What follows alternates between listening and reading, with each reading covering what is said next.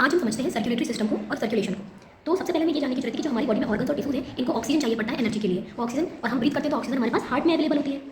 और हमारी बॉडी के हर पार्ट तक क्या पहुंचता है? ब्लड पहुंचता है। उसको पंप कौन करता है? पंप करता है हार्ट। अब क्या होता है कि सारी बॉडी को ऑक्सीजन चाहिए, तो ये जो ब्लड है ये पहुंचा हार्ट के पास पंप होते हुए। हार्ट ने अब इस ब्लड को पहुंचाया लंग्स के पास, लंग्स ने इसको ऑक्सीजन दिया और अब इसने इसको वापस ऑक्सीजन के साथ ऑक्सीजनेटेड ब्लड हार्ट तक पहुंचाया। अब हार्ट का काम है वो ऑक्सीजनेटेड ब्लड पंप करके पूरे ऑर्गन्स और टिश्यूज तक वापस पहुंचाए। ये डीऑक्सीजनेटेड था और ये ऑक्सीजनेटेड। तो कौन लेके जाता है? तो हमें ये याद रखना है कि पूरी बॉडी से जो डीऑक्सीजनेटेड ब्लड है वो लेके आती है वीन्स, और हमारे हार्ट तक पहुंचता है वेना केवा, सबसे बड़ी वीन। और जो पूरी हार्ट से पूरी बॉडी तक लेके जाए ऑक्सीजनेटेड ब्लड, वो ले जाती है आर्टरी। हार्ट से जो भी वीन्स, जो भी ब्लड वेसल्स ब्लड लेके जाए उसको आर्टरी बोलते हैं।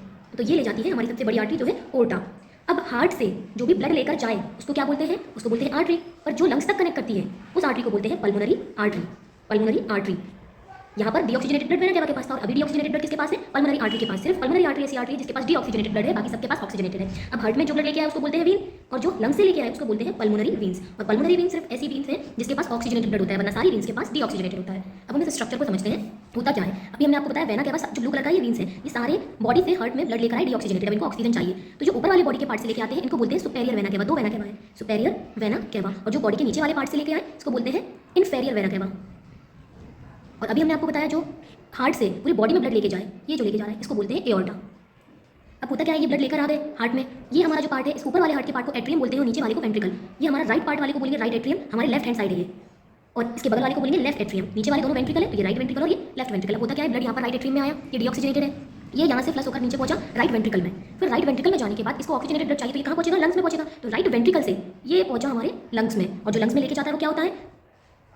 वो क्या होती है? हमारी पल्मोनरी आर्टरी। यहाँ पर ब्लू कलर जो डोनेट कर रहा है वो डीऑक्सीजनेटेड ब्लड के लिए है, तो ये होगी हमारी पल्मोनरी आर्टरी, और रेड कलर ऑक्सीजनेटेड के लिए। तो पल्मोनरी आर्टरी लंग्स में पहुंची, इसने ऑक्सीजन लिया, लंग्स ने ऑक्सीजन दिया, और अब ये ऑक्सीजनेटेड ब्लड रेड कलर का जो हमारा लंग्स तक जो हमारा हार्ट तक पहुंचेगा उसको क्या बोलेंगे? जो ऑक्सीजनेटेड ब्लड लेके जा रहे हैं पल्मोनरी वीन्स। पल्मोनरी वीन्स। अब ये पल्मोनरी वीन्स कहाँ पर आई? पल्मोनरी वीन्स आई लेफ्ट एट्रियम में। लेफ्ट एट्रियम से हमारा ब्लड पहुंचा लेफ्ट वेंट्रिकल में, और जैसे लेफ्ट वेंट्रिकल में पहुंचा अब हमारा ब्लड सारी बॉडी तक जाने के लिए रेडी है, और ये ओर्टा की मदद से, ये ऐसे ओर्टा की मदद से सारी बॉडी और ऑर्गन्स तक पहुंचा देगा।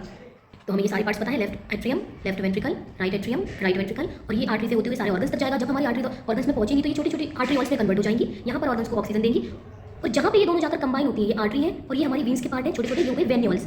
आर्टरीओल्स है, आर्टेरियोल्स, और ये है वेन्यूल्स। जहाँ ये दोनों मिक्स होती है इनको बोलते हैं कैपिलरीज, छोटी ब्लड वेसल्स जहाँ पे आर्टरीओल्स और वेन्यूल्स मिक्स होते हैं, और फिर ये ब्लड हमारा वापस से डीऑक्सीजनेटेड हो जाता है, ऑर्गन्स को ऑक्सीजन देने के बाद वापस से हार्ट में चला जाता है।